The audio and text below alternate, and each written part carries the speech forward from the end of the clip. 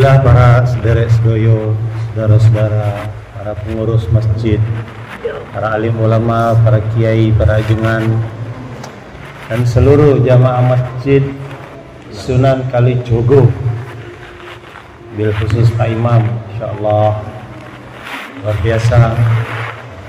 Kita senantiasa patut bersyukur kepada Allah Subhanahu wa taala. Tanda-tanda orang iman itu adalah memakmurkan masjid. Innama ya'muru masajidallah man amana billahi wal yaumil akhir. Orang yang memakmurkan masjid itulah yang beriman kepada Allah dan hari akhir. Yang namanya surga itu tidak bisa dimasuki kecuali orang beriman. Saya lihat wajah bapak-bapak ini semua calon-calon penghuni surga semua. Hadirin yang mulia, tidak ada satu benda yang lebih patut diusahakan, diperjuangkan siang dan malam kecuali iman. Inilah yang diperjuangkan para nabi alaihissalatu wassalam. Kalimat iman yang kita kenal tadi dibaca oleh Pak Imam, yaitu la ilaha illallah. La ilaha illallah Adamus Safiullah. La ilaha illallah Nuhun Najiullah.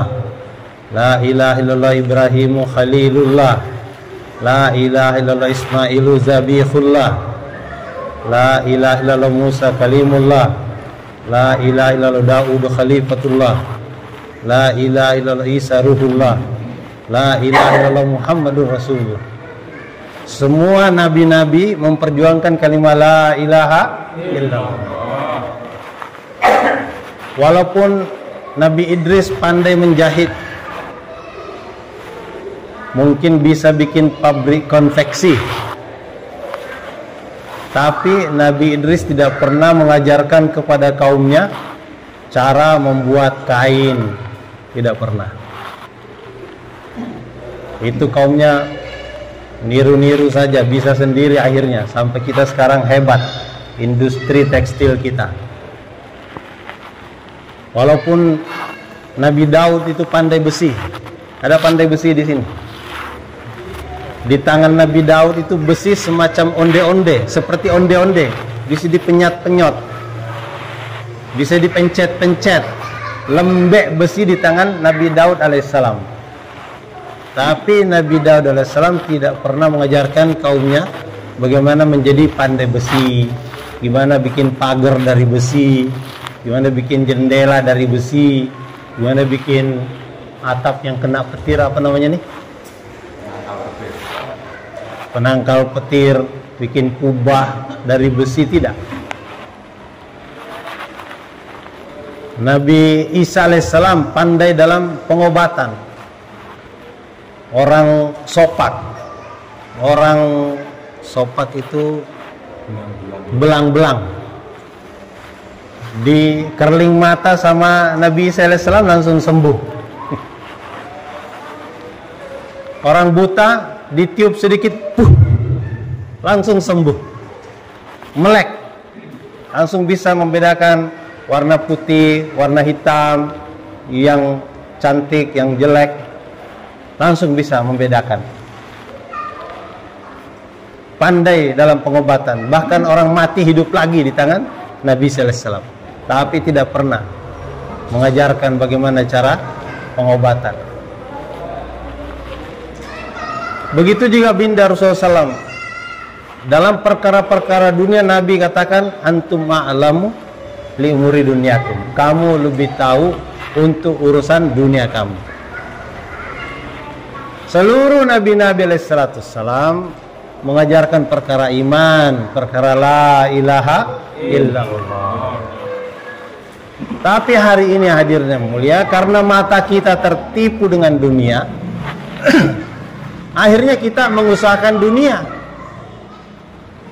Padahal dunia ini sudah muqaddar, sudah ditentukan jatah rizkinya oleh Allah Subhanahu wa taala. Setiap orang tidak akan tertukar. Kemarin ada orang di sini makan kurma dari Madinah. Hah, siapa yang makan kurma dari Madinah? Coba angkat tangan kemarin. Nggak ada yang makan kurma dari Madinah kemarin. Kurma dari Mekah. Makan ya? Masya Allah. Itu kurma kan bisa terbang ke Eropa, bisa terbang ke Amerika, bisa terbang ke Australia. Kenapa dia jauh sekali terbang ke Indonesia? Indonesia ini ada 38 provinsi. Kenapa kurma itu datang ke Jawa Timur? Masya Allah. Seluruh Indonesia ini ada 7.277 kabupaten. Kenapa datang kurma itu ke Ngawi? Ada 83.367 desa dan kelurahan. Kenapa datang ke kelurahan Beran? Ada 1 juta masjid di Indonesia. Kenapa dia datang ke masjid Sunan Kalijogo? Kenapa? Karena ada di situ rizkinya Ustadz Munirul Hidayah. Ustadz Misbahul Munir. Namanya di kurma itu tertulis ada Misbahul Munir. Kurma itu gelisah, berada di Mekah. Harus ada yang bawa aku ini ke Indonesia, karena namanya kurma itu Misbahul Munir. Ternyata ada orang Mekah yang membawanya ke sini. Orang Mekah ke sini diongkosin Ustaz Misbah. Enggak diongkosin sama Ustaz Misbah. Datang sendiri dia, bawa kurma untuk Ustaz Misbah. Masya Allah. Banyaknya nih penduduk Indonesia, hampir 300 juta, dilewati semua. Hah? Banyaknya penduduk Ngawi. Berapa penduduk Ngawi? Ada 1 juta? Hah? 900.000 dilewatin semua. Masya Allah. Penduduk desa Beran ini ada berapa? 8.000 dilewatin semua. Masya Allah. Masuk ke masjid Sunan Kalijogo, banyak orang di sini. Tapi yang jatah rizkinya Ustadz Misbahul Munir tidak bisa dimakan orang lain. La ilaha illallah. Kata Syekh Abdul Qadir Jilani, usaha kamu mencari rizki dibanding usaha rizki mencari kamu, kamu tidak ada apa-apanya. Kamu cari rizki paling ke kebun, ke sawah, berapa kilo? Kurma itu berapa kilo datang ke sini, Ustaz? Terbang, ongkosnya mahal itu. Dia melewati gunung, melewati lautan, menyeberangi samudra. Masya Allah, lewat imigrasi lagi, pakai paspor. Melewati begitu banyak kendala, cuaca, musim. Masya Allah. Yang namanya rizki ini sudah tertulis, tidak akan tertukar. Jangan khawatir. Malaikat maut tidak akan berani mengambil nyawa satu orang sebelum malaikat Mikail, malaikat pembagi rizki itu angkat bendera, bendera putih. Udah habis nih. Kalau malaikat Mikail sudah angkat bendera putih, dia bilang rizkinya sudah habis, baru tuh berani bertindak malaikat pencabut nyawa. Malaikat Israel gak berani dia, walaupun ditabrak mobil. Kalau belum angkat bendera putih malaikat Mikail, nggak mati orang itu. Di Jakarta ada orang ditabrak kereta, nggak mati. Rupanya masih ada jatah combro dia harus makan, masih ada jatah pecel dia harus makan. Masya Allah. Ada orang lagi nonton TV, ongkang-ongkang kaki, mati. TV-nya masih hidup, orangnya sudah mati. La ilaha illallah. Jatah rizki semuanya sudah diatur. Dan untuk memudahkan rizki ini, Allah turunkan Al-Quran. Di dalam Al-Quran ada petunjuknya. Seorang datang kepada Nabi SAW, dia mengadu, ya Rasulullah, aku kena krismon. Apa jenengnya di sini krismon? kanker kantong kering, kredit macet, datang pada Rasulullah. Rasulullah bukan kasih dia duit, ini modal kamu dagang di pasar. Rasulullah bukan kasih dia kambing, ini ternak di padang rumput. Rasulullah bukan kasih dia bibit, ini kamu tanam di kebun. Tidak. Rasulullah bacakan ayat, wa'mur ahlaka bis sholah, perintahkan keluargamu sholat. Coba, orang ngadu masalah ekonomi, Nabi perintahkan sholat. Coba, berarti ekonomi itu hubungannya dengan sholat. Memang Allah Subhanahu wa ta'ala meletakkan rizki itu di langit. Wa fis samai rizqukum wa ma tu'adun. Di langit diletakkan rizki kamu. Apa-apa yang dijanjikan untuk kamu ditaruh di langit. Yang membuat kita capek hari ini karena barang itu ditaruh di langit, kita sibuk mencarinya di bumi. Barang itu ditaruh neng atas, kita sibuk mencarinya di bawah. Bukan orang beran, orang Ngawi saja yang salah paham. Profesor ekonomi kalau ditanya bagaimana cara mengatasi masalah ekonomi, dia akan mengajukan proposal untuk mencetak 1000 hektar sawah. Hah? Sawah itu di langit apa di bumi? Di bumi. Kita harus memproduksi 1000 biji kapal nelayan. Itu di bumi semuanya. Sedangkan barang itu ditaruh di atas. Coba tuh, profesor juga bingung ini. Hadirnya mulia, beruntung kita orang beriman, kita diberi oleh Allah Subhanahu wa ta'ala alat untuk naik ke langit, kendaraan untuk naik ke langit, lift untuk naik ke langit, eskalator untuk naik ke langit, roket untuk naik ke langit. Jenenge apa? Salat. As-salatu mi'rajul mu'minin. Salat ni mi'rajnya orang beriman. Salat iki apa? Mi'rajnya orang beriman. Masya Allah. Orang salat itu walaupun dia mencium lantai, hakikatnya dia sedang berjalan-jalan di langit. Dan Allah meletakkan rizki itu di langit. Makanya orang kalau menjaga sholatnya, hidupnya akan sejahtera.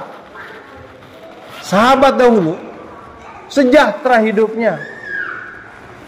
Bagaimana kisah Utsman bin Affan, kisah Umar Al-Faruq Ibnu Khattab radhiyallahu anhu. Di zaman Sayyidina Umar itu datang kekayaan dari Rom dan Parsi. Berapa? 3 miliar dinar. 1 dinar kalau dibandingkan dengan emas sama dengan 4,25 gram emas. Di sini emas 1 gram berapa? Ada yang dagang emas? 1 juta. 1 juta di sini. Di Jakarta sama, lebih kurang. 1 gram emas itu 1 juta. Kalau 4,25 gram berarti 4.250.000. Kita mudahkan aja, 4 juta aja. Kasih diskon sedikit sama kawan. 1 dinar itu sama dengan 4 juta. 4 juta kali 3 miliar sama dengan 12.000 triliun. 12.000 triliun itu bukan uang sedikit. Saya dengar utang NKRI itu hanya 8.000 triliun. Kalau kita pinjam uang sahabat 8.000 triliun, mereka masih sisa berapa? 4.000. Masya Allah. Hadirnya mulia, kaya raya sahabat.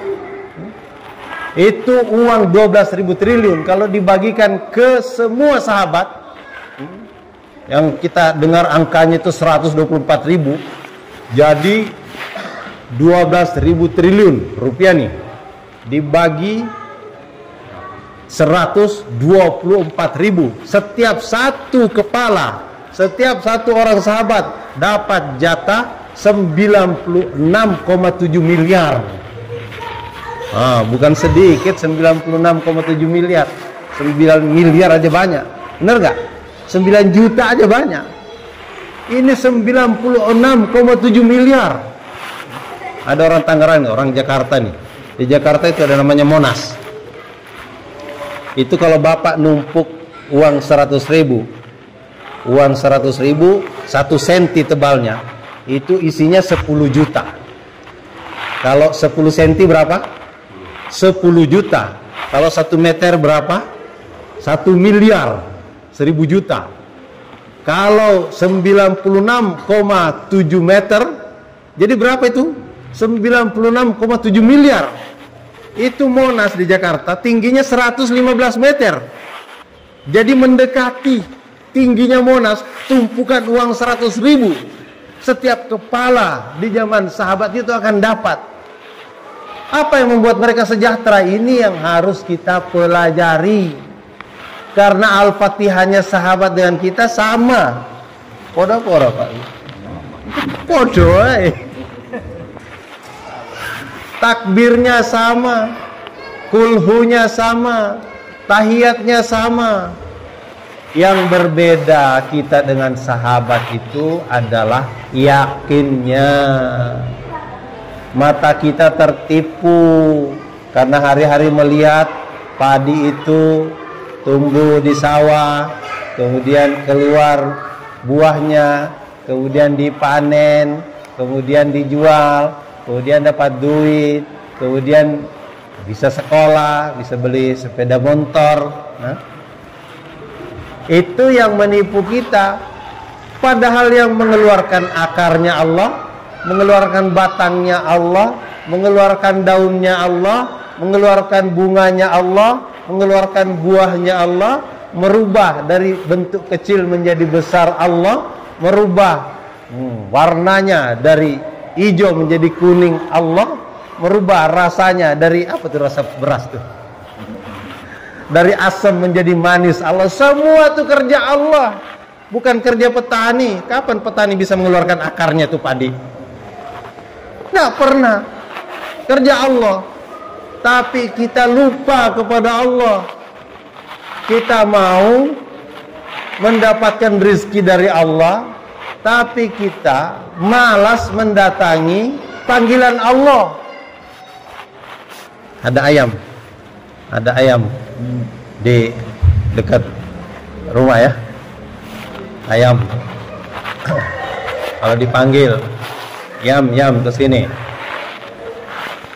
insya Allah nanti jam 12 kamu datang ke sini, bawa anak-anak kamu, bawa semua istri kamu, bawa mertua kamu, bantu-bantu kamu. Nanti jam 12 aku akan keluarkan beras untuk makanan kamu. Itu kasih tahu sama ayam. Insya Allah ayam tidak akan datang. Kenapa? Karena tidak kelihatan. Nggak usah ngomong, perlihatkan itu beras. Itu langsung dia panggil, istrinya dia panggil, mantunya dia panggil, mertuanya dia panggil. Ada beras, ada makanan. Hari ini iman kita seperti itu keadaannya. Kalau tidak nampak, kita tidak yakin. Sahabat itu yakin pada yang tidak nampak. Itulah iman. Alladzina yu'minuna bil ghaib. Kalau sudah nampak nggak perlu iman lagi. Yang perlu iman itu yang tidak nampak. Nah, iman inilah yang harus kita usahakan. Karena iman inilah yang akan menyelamatkan kita di dunia yang sementara, di akhirat yang selama-lamanya. Iman kepada Allah Subhanahu wa taala. Dan orang beriman ini dia tidak punya harta apa-apa lagi. Kenapa? Innallaha ashtara minal mu'minina anfusahum wa amwalahum bi anna lahumul jannah. Allah telah memberi harta dan diri orang beriman dengan surga. Jadi kalau orang beriman itu nggak punya harta lagi. Bapak-bapak ini nggak punya harta lagi. Kapan-kapan Allah minta harus kasih. Orang itu bukan milik kita, bukan sawah kita, bukan ladang kita, bukan istri kita, bukan anak kita. Semua itu milik Allah. Itulah risikonya menjadi orang beriman. Tapi dibeli dengan harga sangat mahal, surga, masya Allah, swargo ikuno. Di dalam surga itu, di bawah rumah kita itu ada sungai susu, sungai madu, sungai tawar, sungai arak yang manis, masya Allah. Ini batu-batunya dari intan berlian, dan penjaganya itu bidadari yang cantik jelita. Bidadari kalau ngiler aja sedikit dan ilernya jatuh ke lautan, lautan seluruhnya berubah jadi manis. Tak terbayang. Coba kalau bini kita di rumah ngiler,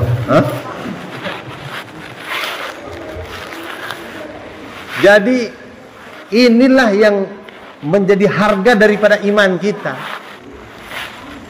Dan orang beriman itu tandanya ada. Walaupun tidak nampak secara zahir, tetapi orang beriman itu kelihatan pergerakannya. Seperti angin itu tidak nampak, tapi kalau pohon meliuk itu tandanya ada angin. Ketika azan berkumandang, orang bergerak dari rumahnya ke masjid, itu tandanya orang beriman. Coba. Jadi ada tanda-tandanya. Salah satu tandanya orang beriman itu kata Nabi, la yu'minu ahadukum hatta yuhibba li akhihi ma yuhibbu li nafsi. Bahasa kasarnya tidak beriman kamu. Tapi orang-orang ahli tafsir mengatakan tidak sempurna iman kamu. Nabi katakan la yu'minu ahadukum, tidak beriman kamu. Tidak beriman kenapa? Kalau kamu tidak mencintai saudaramu sebagaimana kamu cinta pada diri sendiri. Kenapa Nabi katakan tidak beriman kamu? Nah, iman itu tidak boleh ada yang tidak sempurnanya. Iman itu tidak boleh 99%. Iman itu harus 100%. Kita tidak boleh mengatakan memang Allah yang kasih rezeki, tapi kan saya ada sawah. Kasihan tuh yang tidak punya sawah, dia nggak bisa makan berarti. Memang Allah yang kasih rezeki, tapi kan saya punya toko. Waduh, orang yang tidak punya toko nggak bisa makan jadinya. Bukan. Yang memberi rezeki 100% Allah Subhanahu Wa Taala. Sawah, ladang, kantor, pabrik, jabatan, semuanya itu hanya asbab-asbab yang diperintahkan Allah juga untuk mengambilnya. Tapi asbab ini tidak bisa berbuat apa-apa tanpa izin Allah. Dua orang di Pakistan, umurnya sama, masuk rumah sakit yang sama, ditangani dokter yang sama, diberi obat yang sama. Seminggu kemudian, yang satu pulang ke rumah, yang satu ditanam dalam kubur. Karena bukan dokter, bukan obat yang menyembuhkan. Saya jumpa satu orang dokter di Mogadishu, di Somalia. Saya bilang, enak kamu jadi dokter ya. Marah dia, apa enaknya jadi dokter? Yang datang ke saya itu orang meringis, orang kesakitan, orang berdarah-darah, patah tulang. Mana enaknya? Saya bilang, apa yang kamu lakukan?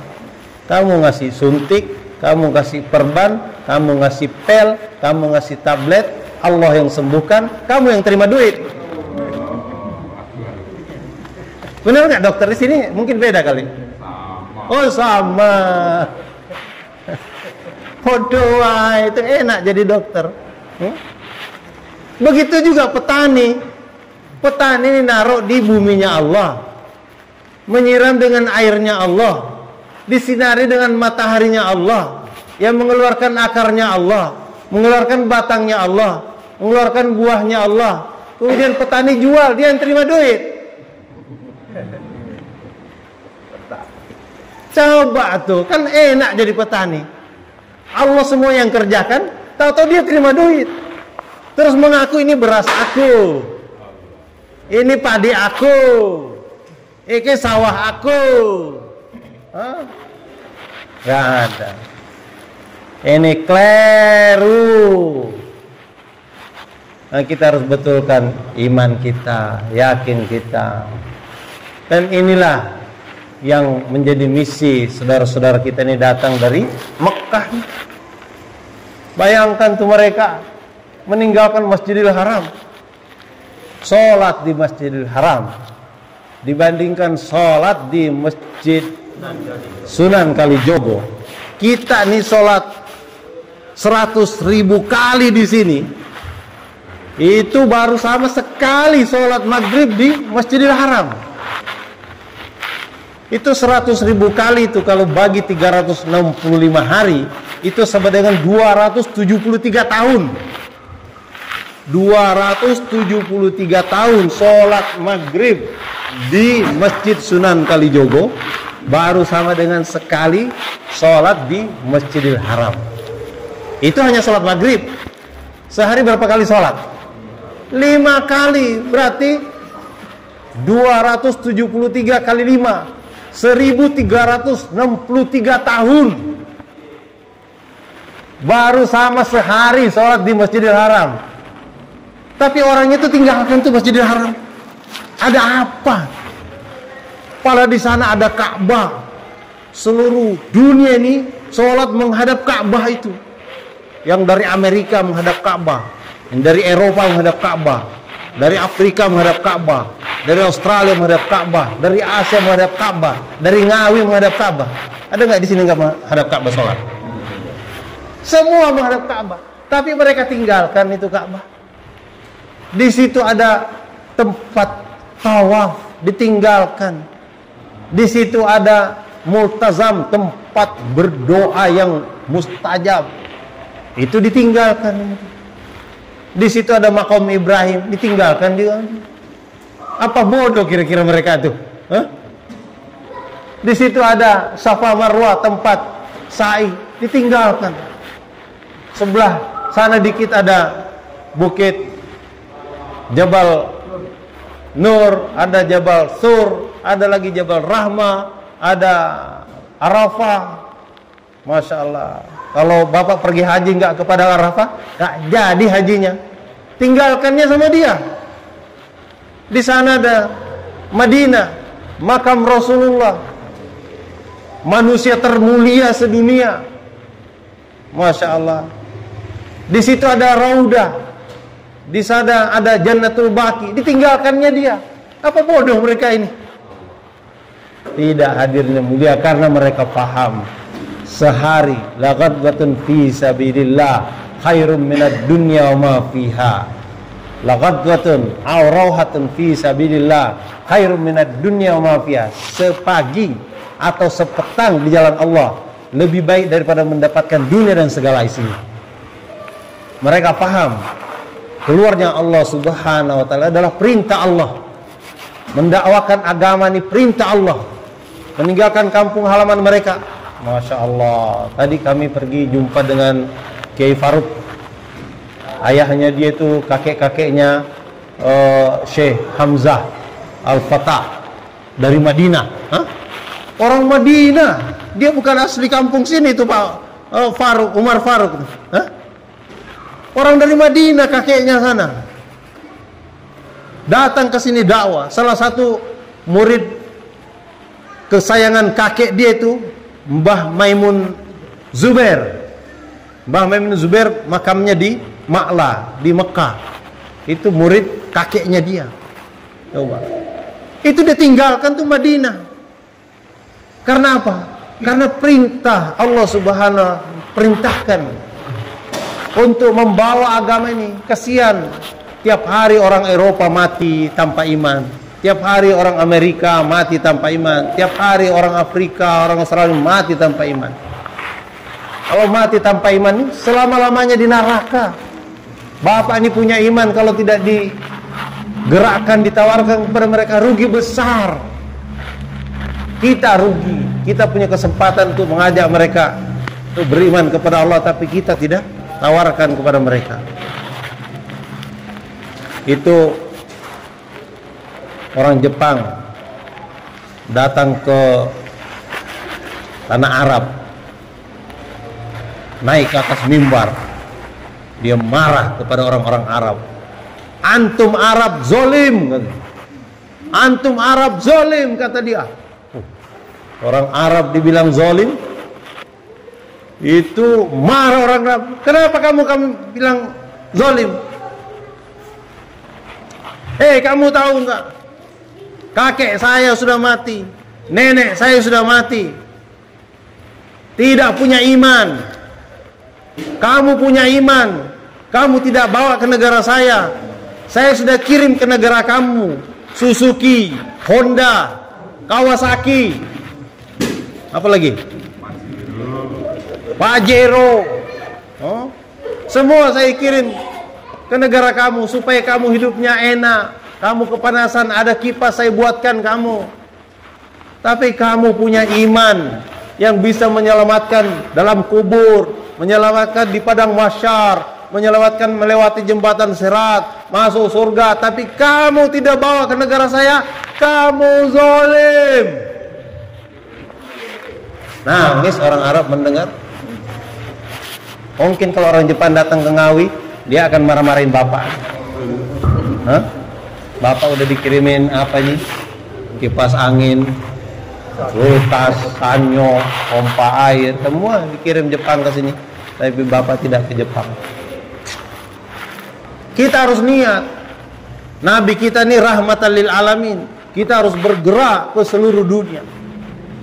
Saya baru pulang dari Australia. Australia itu Islamnya hanya 2%.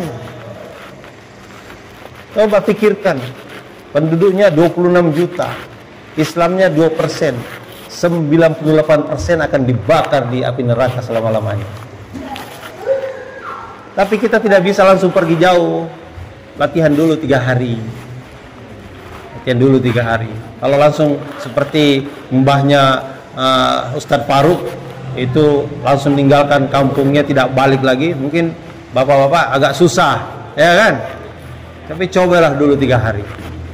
Nanti minggu ke 3 bulan depan, ini Haji Ruslani akan keluar 3 hari. Bapak cobalah 3 hari dulu.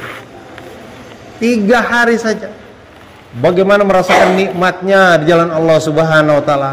Nikmatnya tidur di jalan Allah Subhanahu wa taala. Nikmatnya makan di jalan Allah Subhanahu wa taala. Kalau kita buat ini training, maka lama-lama nanti Allah kasih waktu lebih lama, 40 hari, 4 bulan, Masya Allah. Sehingga kita paham apa perintah-perintah Allah Subhanahu wa taala kepada diri kita. Hari ini kita tertipu dengan dunia. Kadang-kadang kita merasa kitalah yang menjadikan segala sesuatu, menjadikan padi jadi menguning, menjadikan itu semangka menjadi merah. Enggak, semuanya kerja Allah Subhanahu wa taala. Dan kita beruntung kita punya masjid, Pak. Banyak negara yang tidak punya masjid. Australia itu kita nggak pernah mendengar suara azan. Ada negara di dunia ini hanya punya 1 masjid. Haiti di Amerika Latin, 1 negara punya 1 masjid saja. Kita ini tiap RT ada masjid. Di dunia ini ada lebih dari 3 juta masjid. 1 juta masjid itu adanya di Indonesia. Kita tinggal mengisi masjid kita, makmurkan masjid kita. Falyabudu rabb hadzal bait allazi at'amahum min ju' wa amanahum min khauf. Sembahlah Rabb daripada rumah Allah. Sembahlah Rabb daripada rumah ini. Makmurkan rumah Allah Subhanahu wa taala. Dialah yang memberikan makan, menghilangkan lapar. Artinya Allah yang memberikan kesejahteraan. Dan dia yang memberikan keamanan, menghilangkan ketakutan. Artinya security and prosperity itu Allah yang kasih. Kapan? Ketika kita mau makmurkan rumah Allah Subhanahu wa taala. Maka hadirin mulia, ini perlu latihan saja 3 hari. Siapa yang niat minggu ke-3? Minggu ke-3 insyaallah, Pak. Niat, Masya Allah. Niat. Kita tahu nama-nama sahabat itu karena dulu ada namanya dicatat. Kalau tidak dicatat nama sahabat, kita nggak tahu. Ada namanya Abdullah ibnu Amr bin As, ada namanya Abdullah ibnu Ja'far, Abdullah ibnu Mas'ud. Kita tuh dicatat nama-namanya. Sahabat-sahabat kuburannya bertebaran seluruh dunia. Ada Muaz bin Jabal, kuburannya itu Yaman, di luar negeri. Ada Bilal bin Rabah, muadzin Rasulullah, kuburannya itu di Damaskus.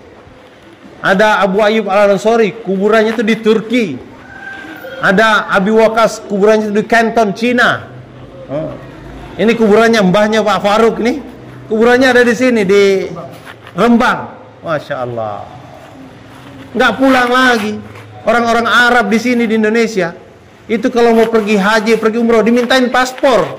Lah, saya ini turunannya Abu Bakar, turunannya Umar. Enggak, mana paspor kamu? Udah dihapus dia dari negaranya. Karena membawa agama ke sini. Mereka datang bukan mau dagang di sini, bukan mau kawin sama orang beran. Tapi kalau ada yang cantik boleh juga. Tapi mereka itu datang bawa agama. Mereka ini telah terbukti usaha mereka. Ada masjid di tempat kita. Bapak-bapak ini memeluk Islam. Itu hasil perjuangan mereka. Dulu negeri kita ini bukan Islam. Dulu negeri kita nyembah batu, nyembah pohon, nyembah laut. Kemudian berubah jadi Buddha, berubah jadi Hindu. Kemudian datang mereka dakwah menjadi Islam, kita terima. Kita syukuri. Karena itu kita perlu latihan. 3 hari saja. Tilung dino. Siapa Pak? Masya Allah. Tazkir. Monggo. Masya Allah. Oh, tazkir. Kasih nama. Masya Allah. Besok jamaah ini akan pindah ke Sinai. Ini bukan Sydney. Sydney itu Australia. Sydney. Ya, bapak-bapak yang ada kesempatan boleh ikut sehari, 2 hari, 3 hari. Cobain dulu nikmatnya di jalan Allah Subhanahu wa taala. Enggak bisa diceritakan. Nikmat itu enggak bisa diceritakan, Pak. Saya ketemu orang Lebanon di Madinah. Datang kemudian ke Serpong, ke rumah saya. Saya bawa dia beli durian. Dia lihat durian itu mengerikan ya kan? Berduri-duri, kenapa kamu beli? Takut dia. Saya bilang ini makanan, dibuah-buahan. Enggak. Udah saya biarin aja. Sampai di rumah saya buka. Dia nggak mau ngeliat pun. Saya bilang cium-cium dulu. Dia maulah mencium. Nah, saya bilang coba sedikit. Dia coba sedikit. Lama-lama dia minta tambah 1 biji. Tambah lagi 2 biji. Akhirnya habis 1 durian, minta dibelah lagi durian berikutnya. Karena nikmat ini keluar 3 hari itu seperti melihat durian, Pak. Itu ngeri ngelihatnya. Wah, ninggalin sawah, ninggalin itik, ninggalin bebek, ninggalin kambing, ninggalin bini ya. Padahal Allah yang perintah. Allah akan atur rezekinya, Allah akan mudahkan semuanya. Maka insyaallah nanti semuanya coba 3 hari. Insyaallah Pak ya. Dan maafkan kami selama 3 hari mungkin ada kekurangan tingkah laku, perbuatan, kata-kata yang kurang pantas. Mohon dimaafkan nggih. Jazakumullah, subhanallah bihamdi. Subhanakallah. Assalamualaikum warahmatullahi wabarakatuh.